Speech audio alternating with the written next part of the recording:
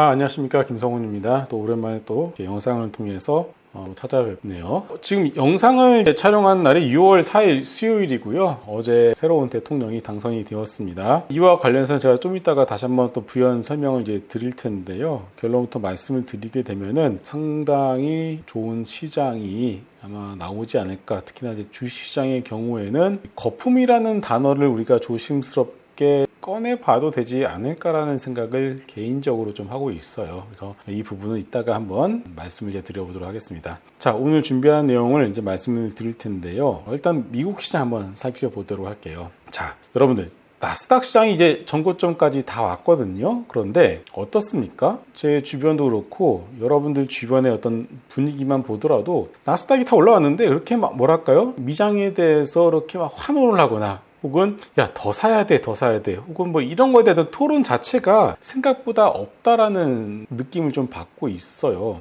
또한 시장은 올라가고 있는데 이 화면에 보시는 것처럼 이 반등에 대해서 환영을 받지 못하는 느낌도 드는 것도 사실입니다. 제가 매일 새벽마다 정리를 하면서 CNBC라든가 로이터 통신, 월스트리트 저널, 야후 파이낸스 헤드라인을 보는데 시장이 올라왔으면은 다 좋아해야 되잖아요. 그런데 좋아하는 느낌 없고 마치 이 시장에 대해서 올라가면 안 되는 식으로 이렇게 얘기를 하는 그런 분위기의 어떤 헤드라인들이 상당히 많다라는 느낌을 받았습니다. 그래서 하다못해 좀 긍정론자죠. 이 텀리, 이 아저씨가 뭐라 그러냐면은 지금의 상승이 most hated rally다. 시장 올라가고 있는데 모두가 해피한 게 아니라 미움받는 랠리가 진행이 되고 있다라는 식으로 얘기를 했어요. 그도 그럴 것이 이 JP모건의 제이미 다이먼 이 사람이 6개월 후가 될지 6년 후가 될지 모르겠지만 채권 시장에서 한번 큰 사단이 나올 것 같다라는 식으로 계속 경고를 좀 하고 있고요. 또 다른 분 같은 경우에는 지금 관세가 문제가 아니다. 예산, 재정 적자 문제가 가장 큰 문제다. 결국 이게 뭐냐면은 재정 적자를 막기 위해서는 또 국채를 발행을 해야 되니까 돌고 돌아서 이 미국 채권 쪽에서 크나큰 문제가 나올 가능성이 높다라고 경고를 계속 해주고 있는 상황입니다. 자, 그런데 이것에 대해서 개인적인 말씀을 생각을 드리게 되면은 채권 시장 이런 것 자체가 이런 경고가 나왔다라고 해서 순식간에 무너지거나 그런 시장은 절대로 아닙니다. 이걸 제가 어떻게 좀 쉽게 표현을 할 수 있지 고민을 해봤는데, 자, 우리 옆집이 있어요. 정말 잘 사는 집이에요. 잘 사는 집이 있는데 이 집이 좀 부채가 많아. 그런데 이 집이 딱 내가 봤을 때 저 집은 분명히 언젠가는 망해. 6개월 될지 모르겠고 6년 후가 될지 모르겠지만 저 집은 망할 것 같아 라고 하는 것과 똑같아요.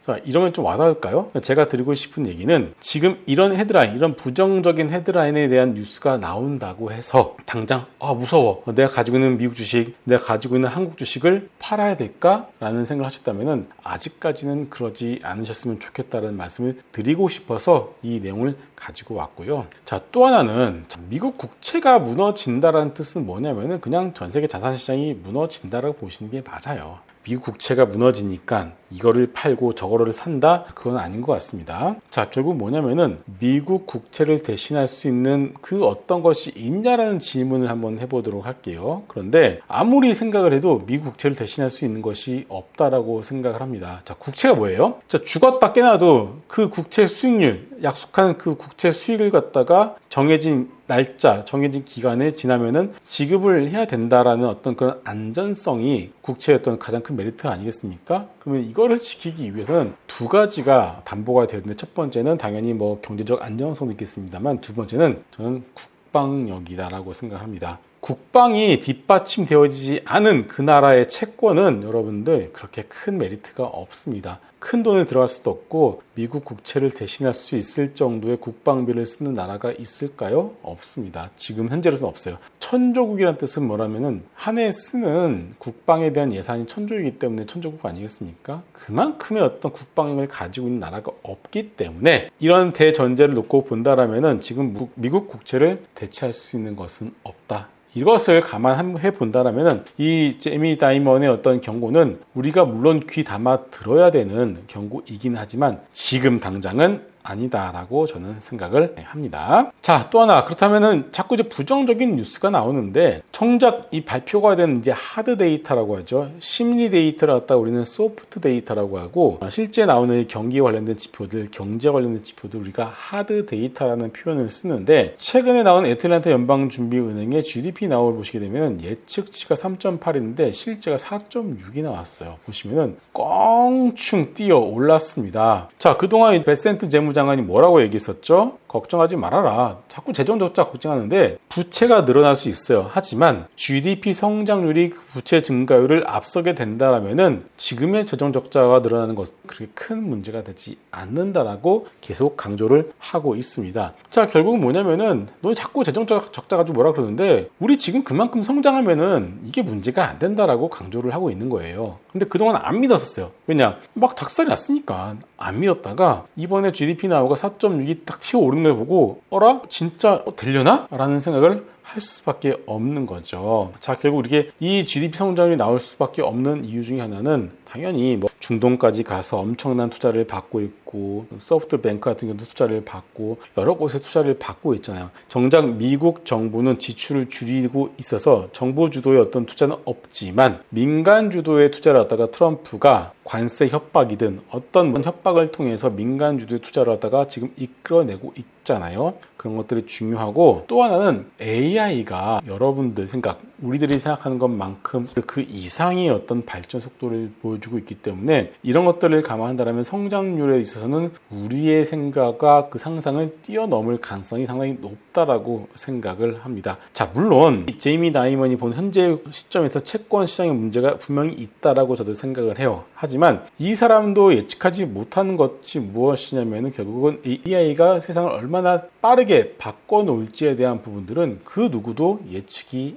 안 된다라는 겁니다. 그 이상일 수도 있어요. 그것은 좀 더 가봐야지 알기 때문에 그런 것들 때문에 우리가 정작 지금 와서 지금의 AI 발전소 이렇게 빠른데 굳이 주식을 팔 이유는 없다라고 다시 한번 강조를 드리겠고요. 자, 그럼 미국 비싼 거 아니냐? 비싸죠. 비쌉니다. 그런데 아직까지는 닷컴 버블 때까지는 아니기 때문에 그 점에 대해서는 조금 더 너무 이렇게 걱정하실 필요는 없다라고 생각을 하고 있고요. 또 하나 자꾸 채권 시장의 문제가 나오기 때문에 제가 하나 팁을 하나 드리게 되면은 무브 인덱스라고 있어요. 이게 뭐냐면은 주식시장의 어떤 변동성 지수, 빅스 지수라고 아마 여러분들 많이 들어보실 텐데 채권 시장의 변동성 지표는 이 무브 인덱스라고 이렇게 치시면은 나옵니다. 자, 결국 이게 뭐냐면은 채권 시장이 한번 흔들리게 되면 이게 그대로 S&P 500 같은 대표적인 주식 시장에도 영향을 미친다라고 볼 수가 있는데 똑같습니다. 빅스가 튀어오르면은 시장이 흔들리는 것처럼 마찬가지로 무브 인덱스 역시도 소위 말해서 100에서 110 이상 올라가게 되면은 주식시장에도 상당히 큰 안 좋은 영향을 미치는데 현재 100 이하에서 상당히 안정적으로 흘러가고 있기 때문에 제이미 다이먼 JP모건 CEO의 경고를 우리가 귀담아 듣때 아직까지는 너무 그렇게 너무 걱정을 앞당겨서 우리가 생각을 할 필요는 없지 않나라고 생각을 합니다. 자, 또 하나. 자, 이건 제가 5월 22일 날 캡처를 한 기사인데요. 블룸버그에서 캡처한 거예요. 자, 어떤 미스테리한 트레이더가 대형 기술주의 상승에 무려 30억 달러의 콜옵션을 매수를 했다고 합니다. 이거 엄청나죠? 이게 뭐냐면은 6월까지 주식시장이 크게 상승할 것이라고 베팅을 한 거예요. 지금 5월 22일부터 지금 영상을 촬영하고 6월 4일까지 어떻습니까? 대형 기술주들 상당히 많이 올랐어요. 지금 이 사람 30억 달러 상당의 콜옵션 매수했는데 엄청난 수익을 지금 가져가고 있는 상황이겠죠. 그래서 6월 중순에 이제 FOMC가 있고 BOJ가 있는데 그때 전후에서도 시장이 살짝 좀 쉬어갈 수는 있겠습니다만은 현재까지로 놓고 봤을 때는 시장을 일단 상방을 열어두실 필요는 있지 않을까라는 생각을 하면서 지금까지 일단 미국 시장 정리를 간단하게 말씀드렸고요. 자, 태조 이방원 그동안 여러분들께 영상을 통해서도 많이 강조를 드렸습니다. 태조 이방원 시장이 러우 전쟁으로 인한 에너지 자립에 대한 문제였었고, 자, 결국은 지금 에너지 자립을 넘어서서 이제는 이 데이터 센터, 전기차, 인당 소비하는 전기 수요가 워낙에 높아져 가고 있죠. 여기에 대해서 또 요새 최근에 뭐가 있죠? 로봇. 이제 시간이 가면 갈수록 로봇과 드론이 전쟁에 있어서 새로운 어떤 테마가 트렌드가 될 가능성이 높기 때문에 결국은 에너지가 결국 국방력과 직결되는 그런 상황까지 현재 가 있는 상황이라고 볼 수가 있겠습니다. 자, 그래서 에너지 하면은 우리가 총 크게 4개의 어떤 섹터를 볼 수가 있겠죠. LNG, 원전, 태양광, 풍력인데요. 이미 LNG 같은 경우는 계속 강조를 드리듯이 조선주가 있을 것이고요. 두산에너빌리티, BH하튼, 가스터빈, 원전 같은 경우는 두산에너빌리티, 현대건설, DLENC, 태용, BHI가 있죠. 자, 태양광과 풍력도 같이 잘 가다가 이번에 하원에서 이제 BBB 법안에서 신재생 쪽으로 보조금이 확 깎이다 보니까 한번 크게 밀렸었거든요. 그런데 지금 다시 풍력은 어느덧 제자리로 올라와 있는 상황이고요. 태양광도 슬슬 다시금 밀렸다가 고개를 들고 있는 상황이에요. 이게 왜 그러냐면은 너무나 전기가 부족하다 보니까 LNG도 써야 되고 원전도 써야 되고 태양광도 써야 되고 풍력도 써야 되는, 즉 발전원을 가리지 않고 지금 일단은 전기를 만들어낼 필요가 있다라는 것에 모두가 공감을 하고 있기 때문에 지금은 이런 섹터를 가리지 않고 에너지 관련된 부분들을 보실 필요가 있다. 물론 당연히 주도는 LNG와 원전이다라고 보시면 될 것 같습니다. 자, 원전은 제가 아까도 간단하게 말씀을 드렸지만은 데이터 센터를 돌리기 위해서 원전을 짓는 것뿐만이 아니라 결국은 미래 전쟁에서 제일 중요한 어떤 보급의 역할을 합니다. 우리 과거에 여러분들, 과거의 전통적인 전쟁에서 가장 중요한 게 뭐죠? 사람이 전쟁을 하고 사람이 총을 들고 싸우다 보니까 식량과 탄약을 어떻게 보급을 하느냐가 그 전쟁의 판도를 결정짓는 거 아니겠습니까? 근데 미래 전쟁에서는 뭐가 되죠? 결국 로봇 아니겠습니까? 지금 이미 우크라이나 여러분들 얼마 전에 뉴스를 보시게 되면 드론을 통해서 러시아를 갖다가 공습을 한 것을 여러분들 많이 보셨을 거예요. 자, 결국 뭐냐면은 미래 전쟁의 어떤 양상이 드론과 로봇으로 대변이 된다라면, 드론이야 지금은 날려서 그냥 갖다 박아서 어떻게 자살 드론 이런 쪽으로 가겠지만은 로봇은 그렇게 안 가겠죠. 로봇이 자살 어떻게 가겠어요? 로봇은 계속 재활용을 할 수밖에 없는 상황인데, 결국은 이게 다 전투용 로봇이라고 가정을 해볼게요. 이거 충전 어떻게 할 것입니까? 결국은 SMR 같은 그런 소형 원자로가 필수로 갈 수밖에 없기 때문에 결국 미래 전쟁에서 가장 중요한 것은 뭐다? 에너지이고, 그래서 원전의 경우에는 단지 데이터 센터를 돌리기 위한 목적이 아니라 국방력에 있어서 가장 중요한 자원이 될 수밖에 없다라고 말씀을 드릴 수 있을 것 같습니다. 자, 그 다음 에너지를 말씀을 드렸죠. 방산을 또 한 번 더 말씀드릴게요. 자, 방산 많이 올랐어요. 그런데 여러분들 방산 보실 때마다 어떤 생각이 드십니까? 야, 또 현대로템 저렇게 올랐는데 또 오르네? 자고 일하니까 또 오르네. LIG 넥스원 또 오르네. 자, 지금은 가는 섹터가 더 가는 그런 장세인 거죠. 그래서 자, 결국 이제 방산에 대해서 여러분들이 어떻게 이해를 하실 필요가 있냐면, 결국 푸틴이 원하는 건 여러분들 나토를 해체하는 거예요. 나토에 대한 정치적 해체를 원하는 거예요. 근본적인 이 문제가 해결되지 않는 이상 러우 전쟁이 설사 휴전이 되더라도 아마 푸틴은 지금 우크라이나 지금 싸우고 있는 거잖아요. 지금 핀란드 쪽으로 지금 병력을 갖다가 지금 증강시키고 있죠. 일단 여기는 휴전할 수 있어. 그 다음은 핀란드 쳐들어갈 수 있습니다. 여기 에스토니아 쳐들어갈 수 있어요. 폴란드도 충분히 가능하죠. 그러니까 지금 푸틴이 원하는 것은 건드는 거야. 계속 건드려서 건들다 보면은 나토에 속한 회원국들을 갖다가 침공을 받게 되면은 나토 전체에 대한 침공으로 간주해서 공동 대응하겠다라는 게 나토가 존재하는 이유 아니겠습니까? 그런데 푸틴이 원하는 거는 알고 있어. 하지만 자꾸 건드려 보는 거야. 건드려 보면은 결국 이게 무조건적으로 어떤 전면전으로 가겠어요? 그럴 가능성이 낮다라고 판단을 할 수도 있을 것 같습니다.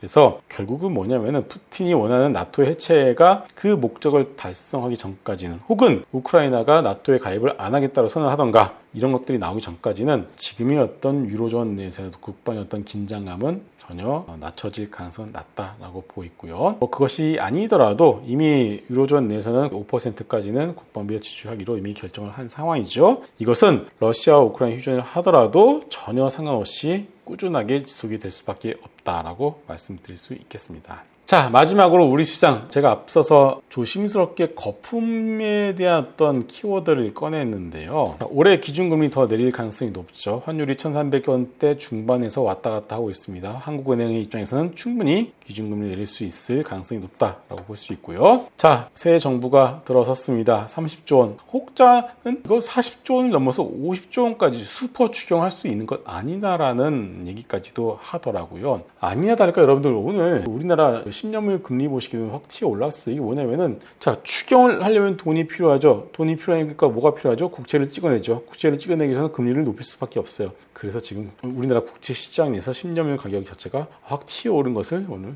볼 수가 있었습니다. 이게 뭐냐면 결국 돈을 푼다라는 거예요. 유동성 장세가 본격적으로 시작이 된다라는 겁니다. 이게 부동산으로 갈 수도 있고 주식 시장으로 갈 수 있는데 이번엔 같은 경우는 부동산은 타겟이 되지 않을 가능성이 높다라고 생각합니다. 자, 5월 29일 날 상당히 좀 큰 규모의 외국인들의 수매수가 들어왔습니다. 이게 5월 29일이 아니라 5월 한 달 10개월 만에 한국 주식시장에 상당한 규모의 외국인이 컴백을 했는데 외국인은 뭘 보고 컴백을 했을까요? 전 이거라고 생각해요. 유동성이에요. 유동성이 풀리는 것에 베팅을 한다라고 볼 수가 있겠습니다. 물론 밸류업도 있겠죠. 상법 개정 같은. 자, 그러면 결국 이게 뭐냐면은 과거에서 유동성 장세 사례를 보게 되면 공통점이 있습니다. 자, 어떤 공통점이 있죠? 외국인. 의외로 기관은 살 때도 있고 팔 때도 있어요. 근데 공통점은 외국인입니다.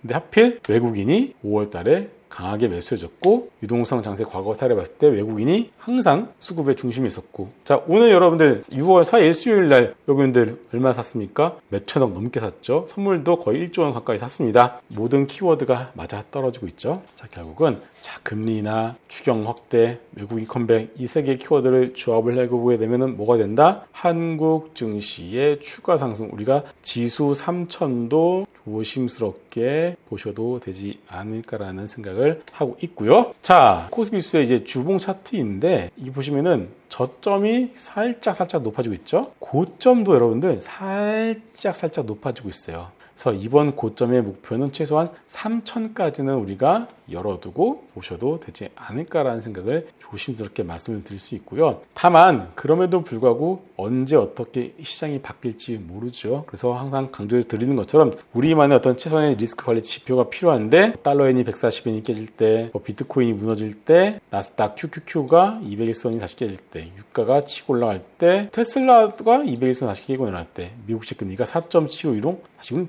탁 치고 올라갈 때 혹은 하드 데이터들이 크게 풀어질 때 이런 것들이 나오게 되면은 어라 이상하네 하면서 우리의 주식 비중을 좀 더 줄여 나가시면 될 것 같고 더 강력한 시그널은 뭐다? 나스닥 지수가 만약에 마이너스 4% 가까운 장대 음봉이 신고가 부분에서 빵 하고 나오면은 그때는 일단은 거의 다 왔구나 라고 생각하시면서 그때는 주식 비중을 확 줄이시면은 될지 않을까 싶습니다. 자 이렇게 해서 일단은 긍정적인 어떤 관점에서 시장을 말씀을 드렸고요. 마지막으로 그래도 혹시 모르니까 리스크에 대한 부분들까지도 같이 덧붙여서 말씀을 드렸어요. 일단 유동성에 대한 부분들을 좀 여러분들이 좀 유심히 보실 필요가 있겠고요. 우리나라 같은 경우는 새 정부가 들어섰고 새 정부에 대한 기대감도 있고 외국인도 마침 컴백을 했고 후에 허니문 랠리 역시도 어느 정도 가능해 보일 것 같습니다. 그래서 일단 긍정적인 관점에서 우리 시장 좀 더 관심 있게 보셔도 좋겠다는 말씀을 드리면서 오늘 시간 마무리하도록 하겠습니다. 감사합니다.